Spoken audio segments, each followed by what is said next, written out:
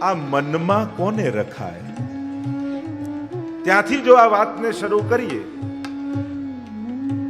તો આ જીવન કઈ તરફ જશે નક્કી થાય. કારણ કે જેના મનમાં જે હોય એ એને જ શોધવા માટે ફરતો હોય છે. તમારા મનમાં જે સંકલ્પો છે, જે ઈચ્છાઓ છે, મહત્વાકાંક્ષાઓ છે, જે લાલસાઓ છે, મન તમને બધા કાર્યો છોડાવી એ તરફ જ લઈ જશે. અને એટલા માટે આંખ ભગવાનને જુએ, યમુનાજીને જુએ, જીવવા એનું નામ લે, કર્ણ એનું સાંભળે, આ બધું પછી અધિષ્ઠાય મનશ્ચાયમ વિષયાનુપસેવતે, મન જ તો આ બધાનો ઉપયોગ કરીને વિષયનું સેવન કરે છે. ગીતાજીમાં ભગવાન કહે છે. તો જો મન જ મનમાં જ જો યમુનાજી આવી જાય તો પછી આંખો એને જ ગોતશે, પછી જીવવા એનું જ નામ લેશે, પછી કર્ણ એને જ સાંભળવા માટે પ્રયાસ કરશે, પછી જીવન યમુનાજી તરફ એની ગતિ થઈ જશે. અને એટલા માટે ચતુર્ભુદાસજી કહે, હું જોવાની વાત નહીં કરું, હું કહેવાની વાત નહીં કરું, હું તો એમ જ કહું છું, ચિત્ત મેં શ્રી યમુના નિષદિંજુ રાખો. તમારા ચિત્તમાં જ મન બુદ્ધિ ચિત્ત અહંકાર અંતઃકરણ ચતુષ્ટય કહેવાય. અંતઃકરણ કોને કહેવાય? જેમાં 4 તત્વો હોય: મન, બુદ્ધિ, ચિત્ત અને અહંકાર. આ મનનો સંકલ્પ સાથેનું મન એ ચિત્ત. એટલે જ મહાપ્રભુજી પણ સેવાની વ્યાખ્યા, ચિત્ત શબ્દનો પ્રયોગ મહાપ્રભુજી વારે ઘડીએ 16 ગ્રંથમાં કરે છે. ચેતસ્તત પ્રવણમ સેવા ચિત્તોદ્વેગમ વિધાયાપી હરિયજ્ઞત કરીષ્યતિ. અનેક પ્રકારથી, હમણાં એ વિસ્તારમાં નથી જતો, પણ ચિત્ત શબ્દનો પ્રયોગ મહાપ્રભુજી ઘણી વાર કર્યો છે. સેવાની પણ વ્યાખ્યા કરતા ચેતસ્તત પ્રવણમ, ચિત્ત પ્રભુમાં પરોવાય, એનું નામ સેવા. આંખો ગમે તેટલી સારી હોય પણ સોયમાં દોરો પરવો હોય ને તો મન એકાગ્ર કરવું જ પડે. ગમે તેટલી સારી આંખો હોવા છતાંય એકાગ્રતા વગર દોરો ન પરોવાઈ શકાય. એમ જ ગમે તેટલા સાધન, સુવિધા અને સામર્થ્ય હોય પણ જો મન પ્રભુમાં એકાગ્ર ન થાય તો સેવા સ્વીકાર પ્રભુ સુધી પહોંચે નહીં. આ ક્રિયા સેવા ત્યારે બને છે જ્યારે પરોવાયેલું મન સાથે કરવામાં આવે, પ્રભુમય મન હોય ત્યારે થાય. એટલે અહીંયા કહ્યું કે આ ચિત્તમે શ્રી યમુના નિષદિન, દિવસ રાત શ્રી યમુનાજીને રાખો. આપણે 2-3 કલાક જો ભેગા થઈએ, 3-4 કલાક યમુનાજીના નામ લઈએ અને ચિત્તમાં યમુનાજી આવે તોય કેટલો આનંદ આનંદ આનંદ આનંદ અનુભવાય. તો વિચાર કરો, આ નામ, આ સ્વરૂપ યમુનાજીનું ચિત્ત સાથે ચોંટી જાય તો જીવન કેવું આનંદમય થઈ જાય. ક્ષણવારનો સંપર્ક પણ જો આનંદ આપતો હોય તો જીવનભરનો સંયોગ કેવો આનંદ આપે. કે જેના મનમાં યમુનાજી કાયમ માટે નિવાસ કરી લીધો હોય તો એને ચિત્તને તો કેવો આનંદ હોય. ચિત્તને દુઃખ, મન દુઃખી એટલા માટે જ છે કે દુઃખ આપનારી વસ્તુઓને જ મને પકડ્યું છે. એટલા માટે જે દુઃખના કારણ રૂપ જે વસ્તુઓ, વ્યક્તિઓ, સંજોગો, પદાર્થો છે, મને એને પકડ્યા છે એટલે જ મન દુઃખી છે.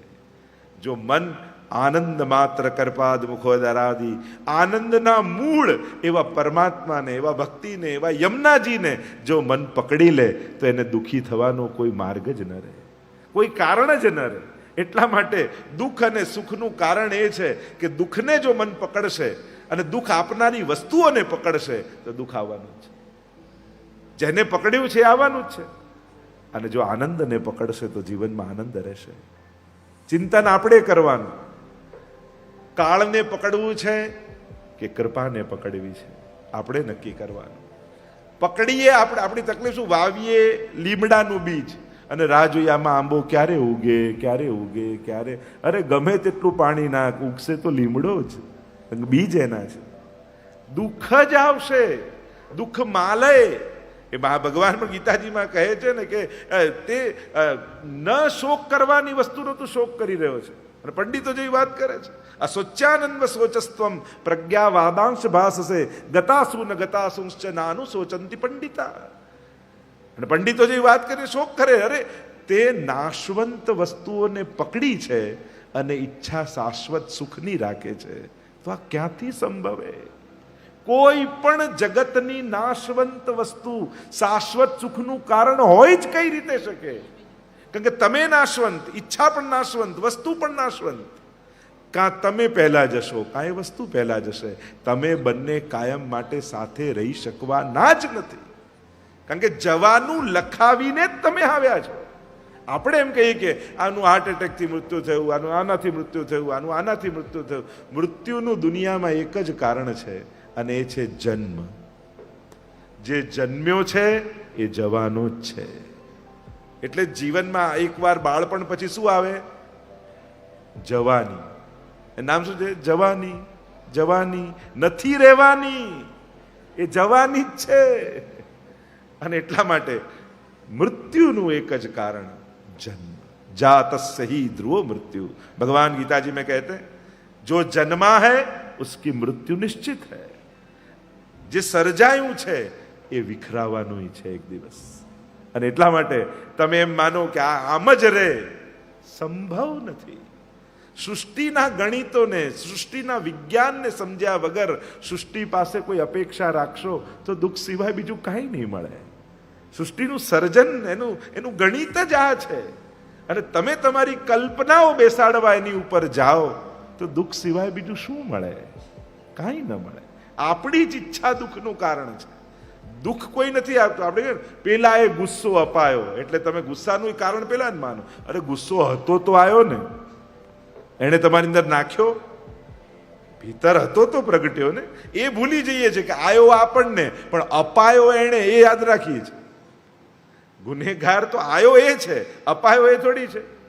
તો મૂળ વાત એ છે કે જ્યારે ચિત્ત મેં શ્રી યમુના નિષદિંજુ રાખો, યમુનાજીને જેને ચિત્તમાં વસાવી લીધા તો કહ્યું કે ભક્ત કે વશ કૃપા કરત હે સર્વદા, એસો શ્રી યમુનાજી કો હેજુ સાખો.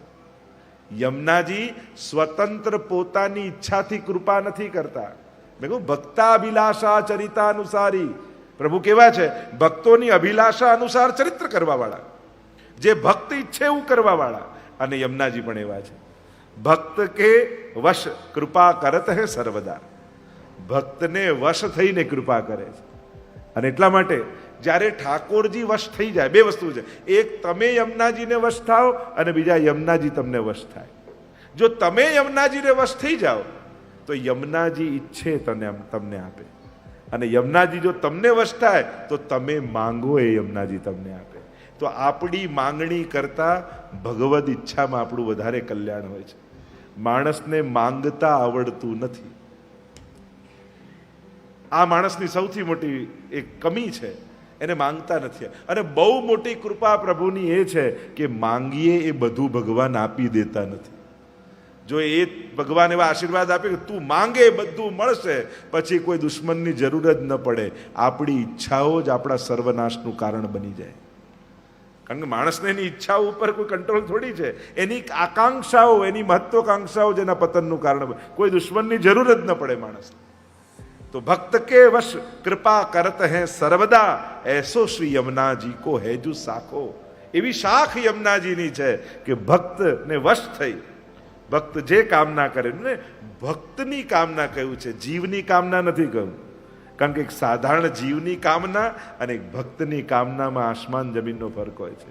જીવ ઈચ્છાઓનો અને કામનાઓનો ગુલામ છે, અને એની કામનાઓ પણ એના જેવી તુચ્છ હોય છે.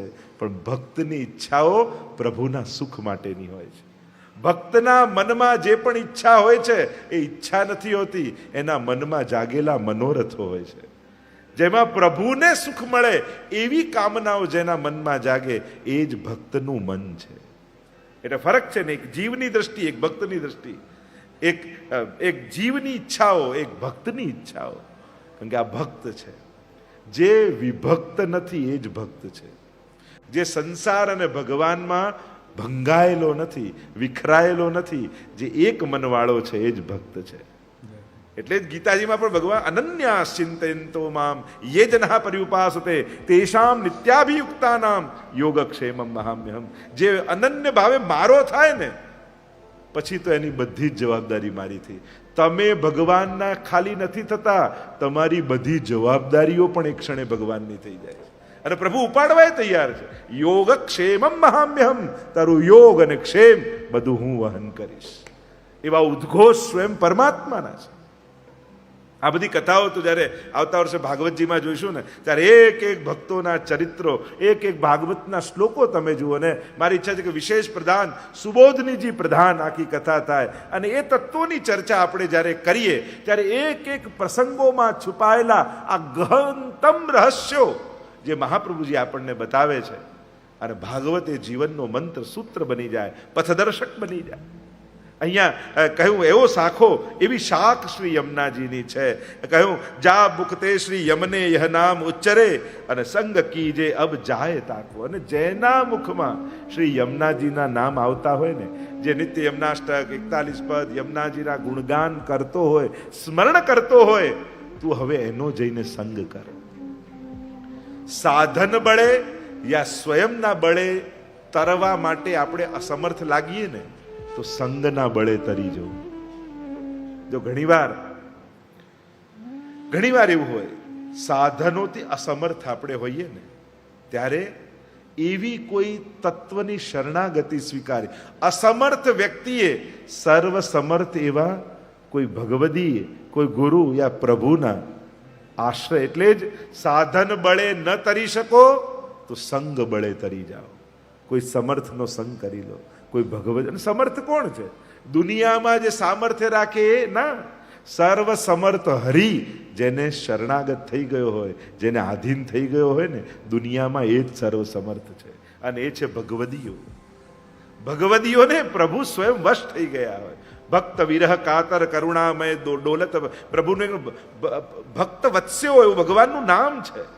અહમ ભક્ત પરાધીનો એમ ભાગવતમાં ભગવાનના વચનો છે. જ્યારે અંબરીશ રાજાને ત્યારે કૃત્યા છોડી દુર્વાસા મુનિ તરફ, અને દુર્વાસા મુનિ ત્રિલોકમાં ભાગતા ભાગતા ભગવાન પાસે ગયા કે મારી રક્ષા કરો, ત્યારે ભગવાન કહે અહમ ભક્ત પરાધીનો. તે એવાનો અપરાધ કર્યો જેની ક્ષમા તો હું ના આપી શકું. તે મારા વાલા ભક્તોનો અપરાધ કર્યો, તું ભક્તની પાસે જા, કારણ કે હું પણ ભક્તને આધીન છું. એવા પરમાત્માના વચન છે. ભાગવતમાં એનું દર્શન કરીશું આપણે. તો કહ્યું એના સંગમાં જઈને ઉભા રહો જેના મુખમાં યમુનાજી. બહુ સંસારમાં આસક્ત હોય ને એનો સંગ નહીં કરો. જેનું મન બહુ વિચલિત હોય એનો સંગ નહીં કરો. કારણ કે જે કમજોર શ્રદ્ધાવાળાનો સંગ કરશો ને તો તમારી પણ શ્રદ્ધાને નબળી બનાવી દેશે. અરે તને આમ થઈ ગયું. ઘણીવાર લોકો ન હોય આપણી શ્રદ્ધાને ડગાવી જાય, ઘણા પ્રકારથી ડગાવી જાય, વિચલિત કરી જાય મનને. અને લોકો લોજિક પણ એવા, લો તમારા બા તો આટલી સેવા કરતા, આટલું ભગવત નામ લેતા, બોલો શ્યામ સુંદર, પછી કહે શ્યામ સુંદર શ્રી યમને. હું કહું ને પછી આપણે બધા જઈ શક્યા. બોલો શ્યામ સુંદર શ્રી યમને મહારાણી કી જય. તો કમજોર શ્રદ્ધા, સંશય આત્મા વિનશ્યતિ, જેના મનમાં સંશયો રહેતા હોય એના સંગ નહીં કરવા. કારણ કે એ આપણા મનમાં પણ શંકા રાખી, તમારા બા તો આટલા ભગવદી આટલી સેવા કરતા તોય માંદા પડ્યા, તોય હોસ્પિટલમાં રહેવું પડ્યું. એટલે આપણને એમ થાય કે વાત તો સાચી છે, પણ માંદા પડવાને સેવા કરવાને મેળ ક્યાં? લોકો કેવું કનેક્ટ, આપણી શ્રદ્ધાને ડગાવવા માટે આપણા નબળા સંજોગોનો દુરુપયોગ કરે લોકો, અને એને યાદ અપાવી શ્રદ્ધાને ડગાવે. અચ્છા તો ભગવાનની સેવા નથી કરતા એ માંદા નથી પડતા, એ હોસ્પિટલમાં નથી જતા. પણ લોકો લોજિક કેવા, સેવા કરતા ને માંદા પડે. લોકો કનેક્ટ ભગવાન સાથે કરે, ભક્તિ સાથે કરે, સેવા સાથે કરે, અને આમ રોંગ કનેક્ટ કરી, આપણા રોંગ લોજિક આપી આપણા મનને ડગાવવાની કોશિશ કરે. અને એટલા માટે ચંચળ સંશયવાળા મનવાળા વ્યક્તિઓના સંગ નહીં કરવો, નહીં તો આપણી શ્રદ્ધાને પણ ડગાવી દે. અહીંયા કહ્યું કે જા મુખતે શ્રી યમને યહ નામ ઉચ્ચરે સંગ કીજે અબ જાય તાકો. ચતુર્બુદ્ધાસ અબ કહત હે સબનસો તાકે શ્રી યમને યમને જુભાકો. અને એટલે ચતુર્બુદ્ધાસ કહે કે હું તો બધાને કહું છું કે આ સંસારમાં કલયુગમાં તરવા માટે સરળતમ ઉપાય છે. શું કરવા અઘરા સાધનો ગોતો છો? સહજ સરળ ઉપાય છે આપી દીધો. અને ઉપાય શું? કે ચિત્ત મેં શ્રી યમુના નિષદિંદુ રાખો. યમુનાજી મારા આવજો રે હૃદયમાં, યમુનાજી મારા આવજો રે હૃદયમાં. ભવના તે બંધન કાપજો રે આજીવન ભવના તે બંધન કાપજો રે આજીવના